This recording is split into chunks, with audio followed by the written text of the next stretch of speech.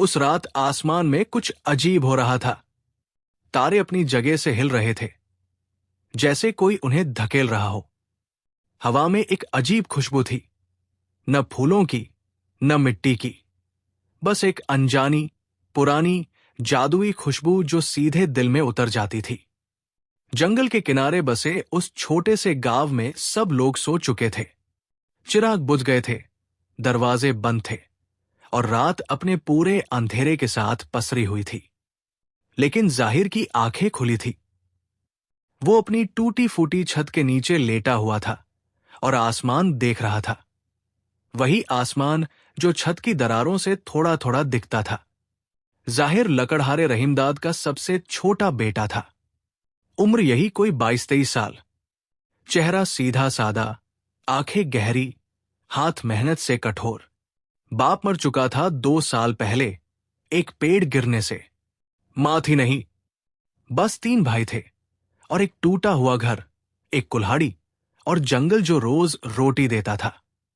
बड़ा भाई था करीमदाद, मोटा, चालाक, हमेशा हिसाब लगाता रहता। बीच वाला था सलीमदाद, पतला, तेजबान, आंखें छोटी छोटी जैसे हमेशा कुछ तोल रहा हो। और छोटा था जाहिर, जिसे दोनों बड़े भाई बेवकूफ कहते थे, क्योंकि वो हमेशा सही काम करता था। जब सही काम करने से फायदा नहीं होता तो दुनिया उसे बेवकूफी कहती है। उसी रात जब जाहिर छत की दरारों से आसमान देख रहा था, 3 रोशनियां गिरी। एक नहीं, 3। पहले एक नीली रोशनी, जैसे नीलम का टुकड़ा आसमान से टूट गया। फिर सुनहरी, जैसे सूरज का एक कण। फिर सफेद, इतनी चमकीली कि पल भर के लिए पूरी रात दिन बन गई। तीनों जंगल के अंदर गिरी। धड़ाम, धड़ाम, धड़ाम। जाहिर उठ बैठा। उसका दिल तेज धड़क रहा था। उसने दरवाजा खोला। बाहर ठंडी हवा थी, अंधेरा था। उसने पलटकर देखा। करीमदाद और सलीमदाद दोनों घर्राटे भर रहे थे। वो आहिस्ता से बाहर निकल गया, जंगल की तरफ चला। जंगल अपने आप में एक दुनिया था, दिन को काम का, रात को रहस्य का। जाहिर वहां पलावड़ा था। उसे हर रास्ता मालूम था। लेकिन आज रास्ते बदल गए थे। पेड़ों की जड़ें अजीब जगह थी। झाड़ियां जो कल नहीं थी, आज थी। जैसे जंगल ने खुद को बदल लिया हो, किसी के स्वागत के लिए या किसी के छुपाने के लिए। फिर उसे वो जगह मिली, एक छोटी सी सफाई, जहां पेड़ नहीं थे, घास थी। और उस घास पर 3 लड़कियां पड़ी थी। जाहिर रुक गया। उसका पहला ख्याल था कि वो गांव की लड़कियां हैं जो भटक गई। लेकिन फिर उसने गौर किया, उनकी पीठ पर थे। पर असली पर, जैसे परिंदों के होते हैं, लेकिन बड़े, रंगीन, जादुई। एक के पर नीले थे, एक के सुनहरे, एक के सफेद, और तीनों के पर टूटे हुए थे, जैसे किसी ने जबरदस्ती तोड़े हों। जाहिर आगे बढ़ा, धीरे धीरे, जैसे जख्मी जानवर के पास जाते हैं। उसने घुटने टेककर पास से देखा। तीनों बेहोश थी। उनके चेहरे, वो चेहरे इंसानी नहीं थे, इंसानी से ज्यादा सुंदर थे। जैसे किसी ने इंसानी सुंदरी को चांद की रोशनी में धोकर बनाया हो। नीले पर वाली का चेहरा गोल था, गहरी आंखें, काले बाल जो हवा में उड़ रहे थे। सुनहरे पर वाली की भवें तीखी थी, चेहरे पर एक अजीब सी गरिमा। सफेद पर वाली, वो सबसे छोटी लग रही थी। उसके बाल सफेद थे, चांदनी जैसे, और चेहरे पर एक ऐसी मासूमियत थी जो देखने वाले को रोक देती थी। जाहिर ने सांस ली। परिया, वो फुसफुसाया। बचपन में उसकी मां ने परियों की कहानियां सुनाई थी। उसने सोचा था वो कहानियां हैं। लेकिन आज यहां घास पर पड़ी इन तीनों को देखकर उसे यकीन हो गया कि मां ने जो कहा था सच था। उसने पहले देखा कि कोई खतरा तो नहीं है। जंगल शांत था। फिर उसने धीरे से सफेद पर वाली के पर के पास हाथ रखा, जख्म देखने के लिए, और उसी पल वो लड़की जाग गई। उसकी आंखें खुली और वो आंखें वो चांदी जैसी थी, शाब्दिक रूप से, जैसे पुतलियां नहीं, चांदी के टुकड़े हों।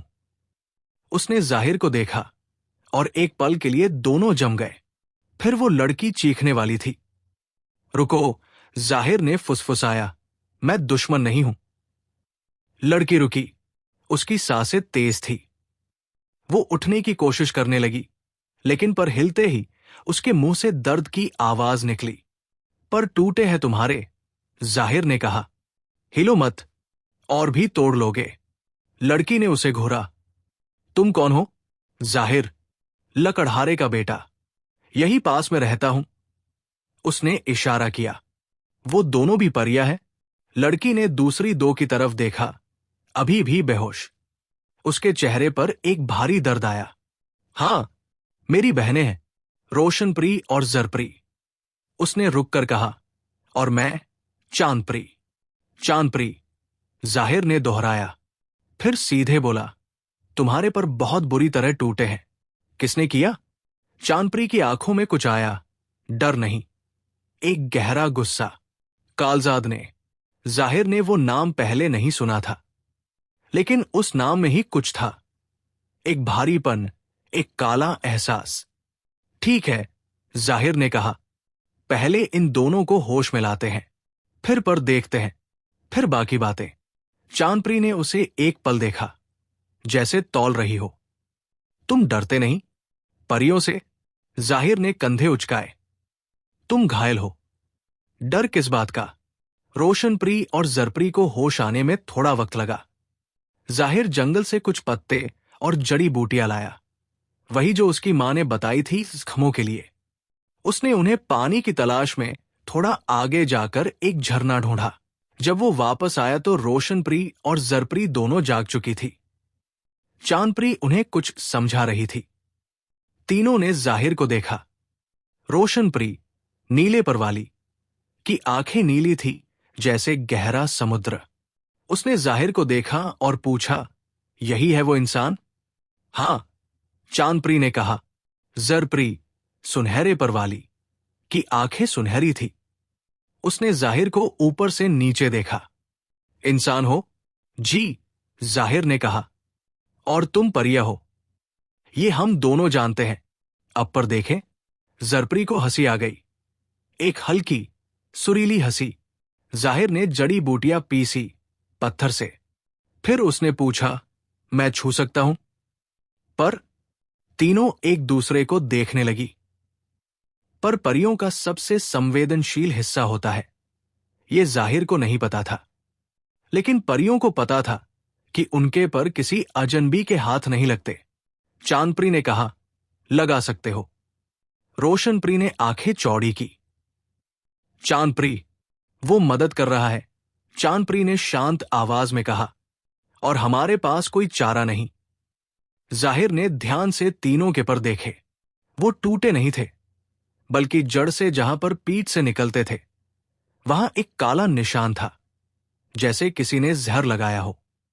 उस काले निशान की वजह से पर हिलते ही दर्द होता था। ये काला निशान जाहिर ने उंगली से छुए बिना दिखाया। ये किसी जादू से है? चांदप्री ने गर्दन हिलाई। कालजाद का जहरीला जादू, इसी से उसने हमें गिराया। तो उड़ नहीं सकती जब तक ये निशान है। नहीं, जाहिर ने सोचा। फिर उसने जड़ी बूटी का लेप तैयार किया और बहुत सावधानी से, बहुत आहिस्ता चांदप्री के पर की जड़ पर लगाया।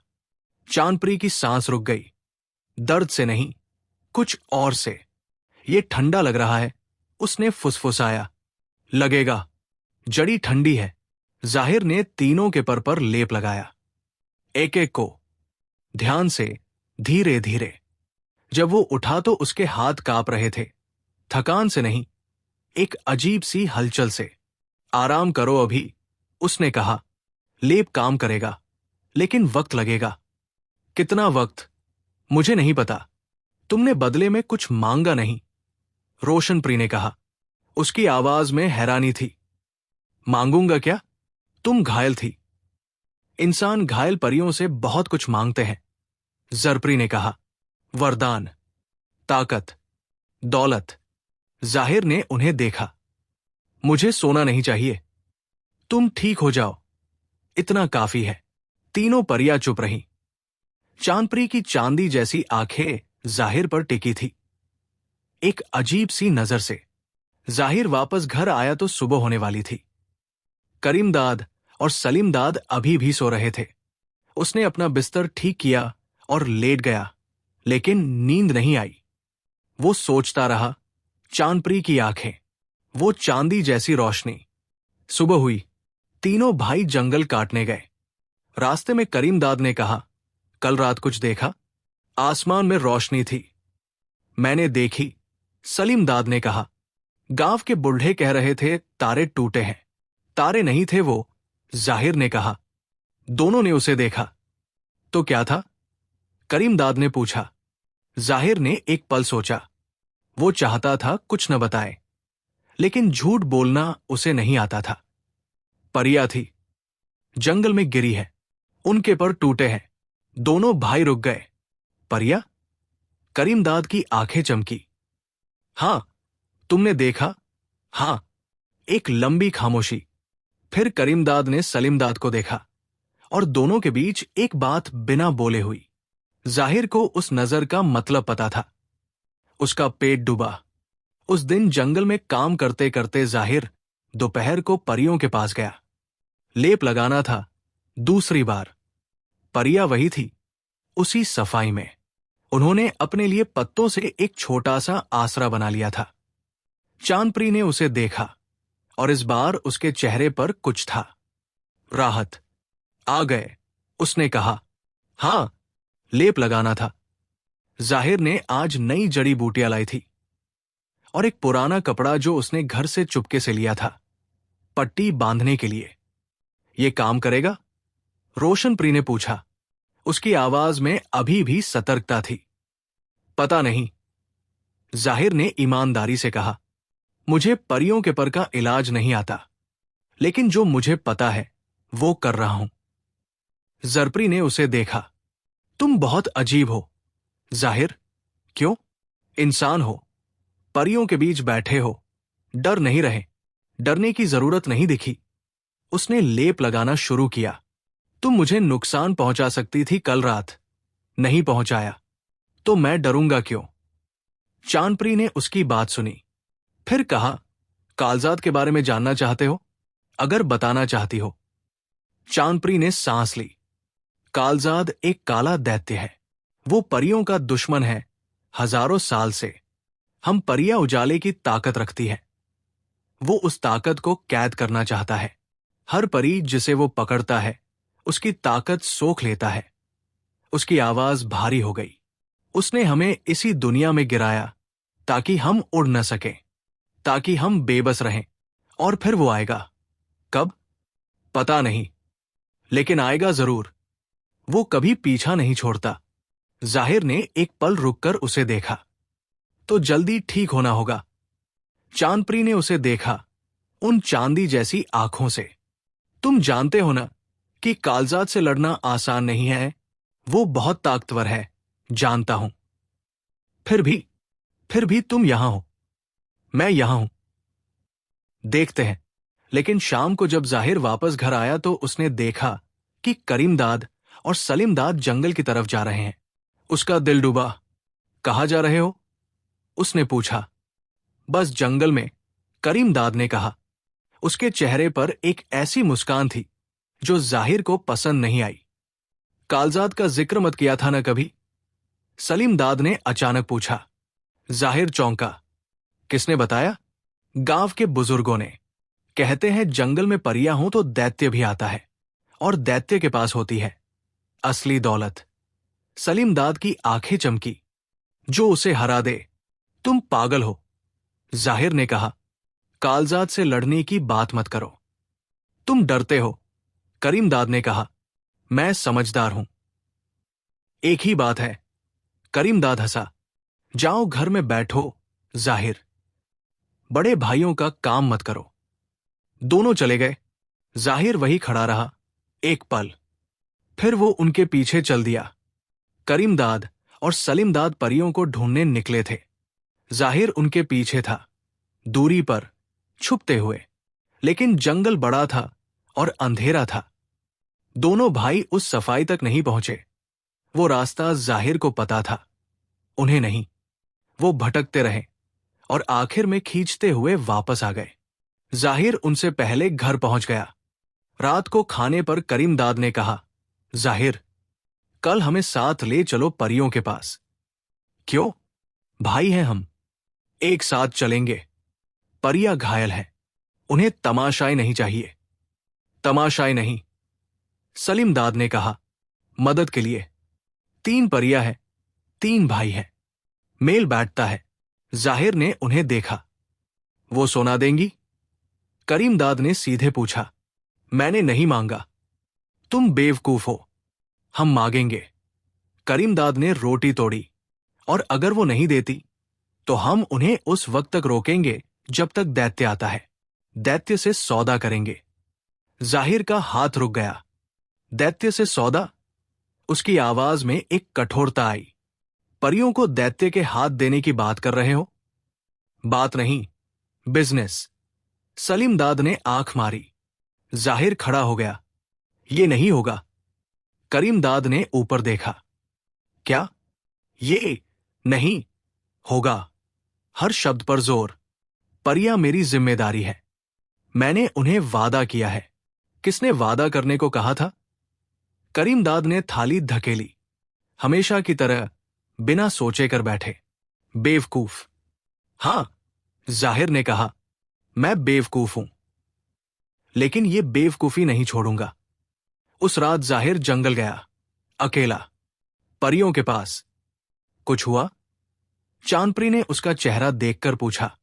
मेरे भाई जानते हैं तुम यहां हो। जरप्री और रोशनप्री एकदम सतर्क हो गई। वो क्या करेंगे? रोशनप्री ने पूछा। जाहिर ने सच बताया, पूरा। तीनों परियां सुनती रहीं। चांदप्री का चेहरा पढ़ना मुश्किल था। हमें जगह बदलनी होगी, जरप्री ने कहा। हां, जाहिर ने कहा, मैं जानता हूं एक जगह। जंगल के बीच में एक पुरानी कोठरी है, लकड़हारों की पुरानी। कोई नहीं जाता वहां। ले चलोगे? चांदप्री ने पूछा। इसीलिए आया हूं। रात के अंधेरे में 4 लोग जंगल में चले। 3 परियां और एक लकड़हारे का बेटा। रोशनप्री और जरप्री के पर अभी भी दर्द करते थे। वो ठीक से चल नहीं पा रही थी। जाहिर ने पहले रोशनप्री को थाम लिया। आओ, सहारा लो। रोशनप्री ने एक पल झिझकी, फिर उसका हाथ थाम लिया। आगे चलते चलते चांदप्री का पैर उलझ गया एक जड़ में। वो लड़खड़ाई और जाहिर ने बिना सोचे उसे थाम लिया। दोनों एक पल के लिए बहुत करीब थे। चांदप्री ने उसकी तरफ देखा। जाहिर ने उसकी तरफ देखा। ठीक हो? उसने कहा। हां। उसकी आवाज कुछ अजीब थी। वो आगे बढ़ गई। पुरानी कोठरी जंगल के बीच में थी, छोटी सी, पत्थर की, पुरानी, लेकिन छत थी, दरवाजा था। जाहिर ने अंदर साफ की, पुरानी लकड़ियां हटाई, कोने में पड़ी घास की गट्ठर बिछाई। यहां रहो जब तक पर ठीक न हो। और तुम? चांदप्री ने पूछा। मैं हर रोज आऊंगा, खाना लाऊंगा, लेप लगाऊंगा। जाहिर, चांदप्री रुकी। तुम जानते हो अगर भाइयों को पता चला तो वो तुम्हें भी नहीं छोड़ेंगे। हां, जानता हूं। फिर भी उसने उनकी तरफ देखा, तीनों को। सो जाओ, सुबह आऊंगा। अगले कुछ दिन एक अजीब सी दिनचर्या में बीते। जाहिर सुबह जंगल जाता, काम का। दोपहर को कुछ खाना और जड़ी बूटियां लेकर कोठरी पहुंचता। शाम को वापस। करीमदाद और सलीमदाद परियों को ढूंढते रहे, नहीं मिली। करीमदाद का संदेह जाहिर पर था। एक दिन उसने सीधे कहा, तुम उन्हें छुपा रहे हो। नहीं जानता वो कहाँ है। जाहिर ने कहा, झूठ। लेकिन वो झूठ जो उसे बोलना था। कोठरी में जब जाहिर आता, परियों के साथ बातें होती। रोशनप्री ने उसे परी दुनिया के बारे में बताया। नीले पहाड़, बादलों के महल, तारों की नदियां। जरप्री ने उसे परियों के जादू के बारे में बताया। हर परी के पास एक खास ताकत होती है। तुम्हारी ताकत क्या है? जाहिर ने एक दिन चांदपरी से पूछा। चांदपरी एक पल चुप रही। मेरी ताकत है सच देखना। किसी इंसान को देखकर मैं उसका असली दिल पढ़ सकती हूं। तो तुमने मेरा दिल पढ़ा? हां। और? चांदपरी ने उसे देखा, उन चांदी जैसी आंखों से जो हमेशा कुछ और भी देखती थी। बहुत कम लोग होते हैं जिनका दिल अंदर बाहर एक जैसा हो। जाहिर ने कुछ नहीं कहा। तुम उनमें से हो। एक लंबी खामोशी।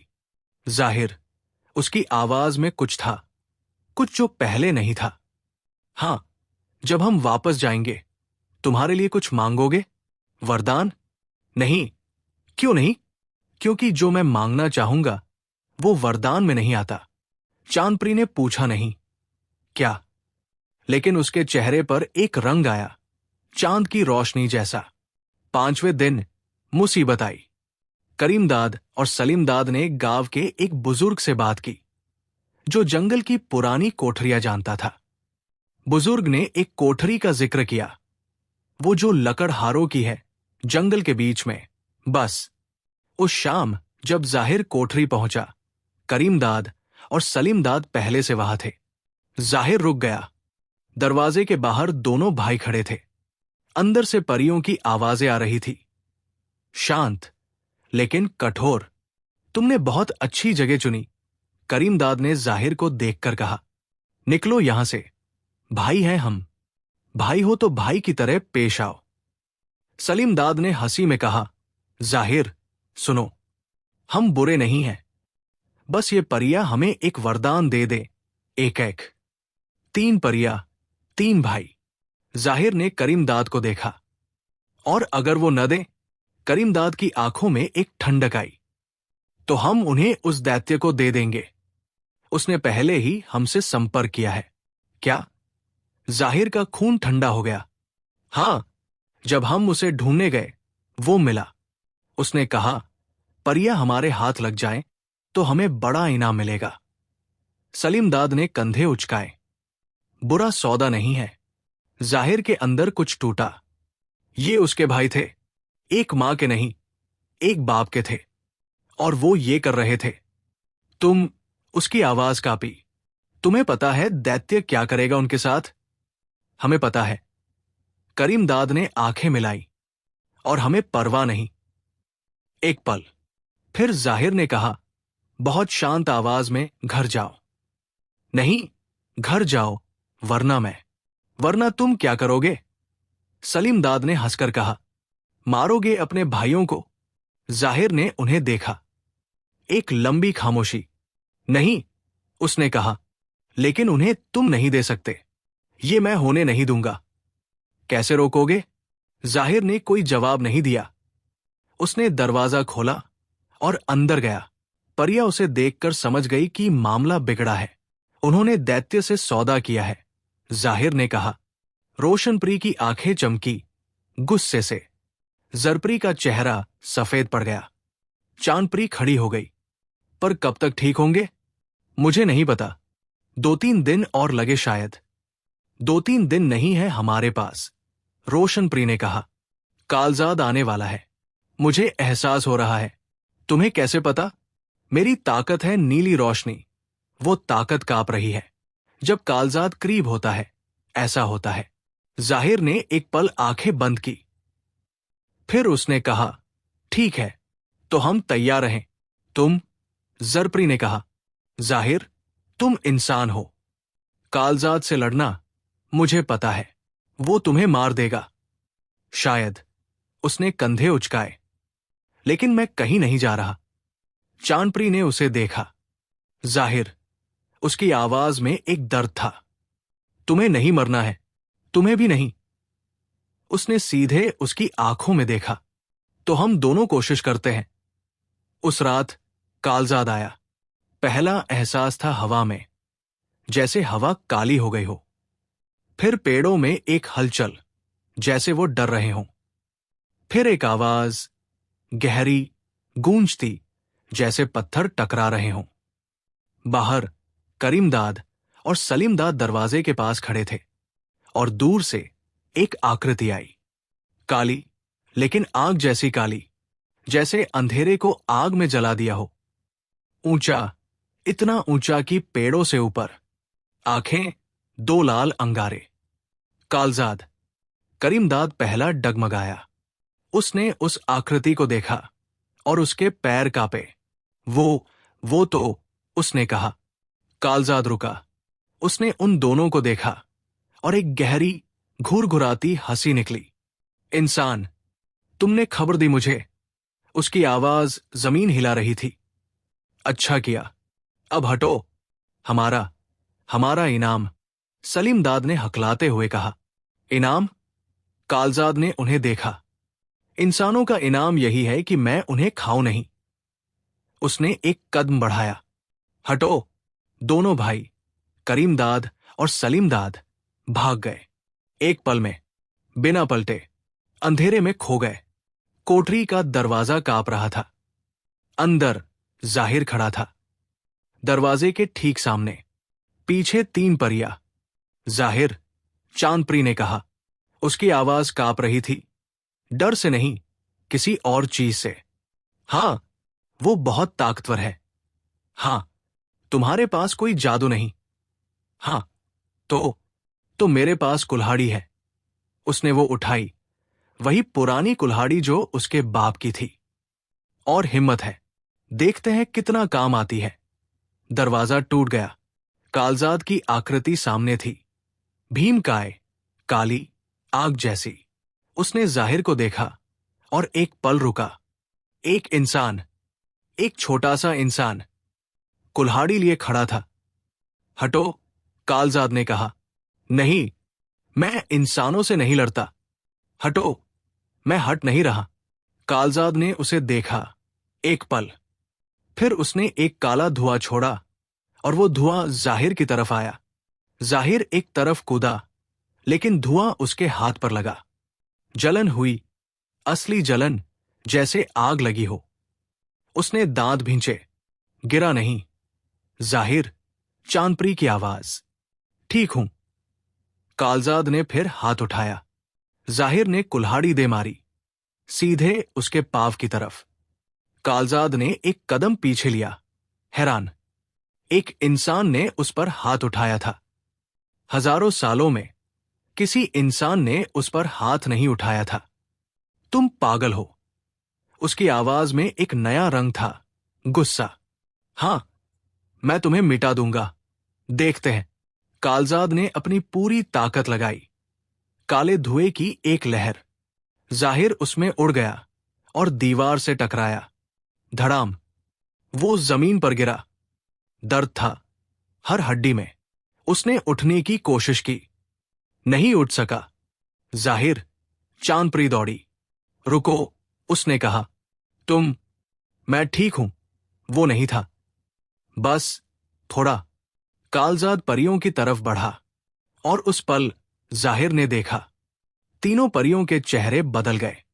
रोशनप्री की आंखें नीली से नीलम हो गई, जरप्री की सोने से सूरज, और चांदप्री की चांदी से शुद्ध चांद। चांदप्री ने जाहिर को देखा। एक पल, उन चांदी जैसी आंखों में कुछ था, कुछ जो जाहिर ने पहले नहीं देखा था। फिर वो कालजाद की तरफ मुड़ी। कालजाद। उसकी आवाज, वो आवाज अब अलग थी। गहरी, भरी, जैसे 1000 घंटियां एक साथ बजी। तुमने हमें गिराया था, हमारे पर तोड़े थे, हमें बेबस किया था। उसने एक कदम बढ़ाया, लेकिन तुम एक चीज भूल गए। कालजाद रुका। क्या? परी की ताकत उसके पर में नहीं, उसके दिल में होती है। और चांदप्री ने हाथ उठाया, रोशनप्री ने हाथ उठाया, जरप्री ने हाथ उठाया। 3 रोशनियां निकली, नीली, सुनहरी, सफेद। और वो तीनों मिली एक साथ, एक शुद्ध, तेज सफेद रोशनी बन गई। कालजाद पर वो रोशनी उस पर पड़ी और उसकी काली आकृति कांपी। एक भयानक आवाज निकली, जैसे सदियों का अंधेरा टूट रहा हो। नहीं, लेकिन रोशनी रुकी नहीं। कालजाद की आकृति, जो इतनी देर भीमकाय थी, सिकुड़ने लगी। काला धुआं उड़ने लगा। वो आवाज, वो भारी पत्थर जैसी आवाज कमजोर होने लगी। तुम परिया, ये हो कैसे सकता है? क्योंकि चांदपरी ने कहा, बिल्कुल शांत, हम अकेले नहीं थे। एक आखिरी चीख, और कालजाद, वो काला भीमकाय दैत्य बिखर गया।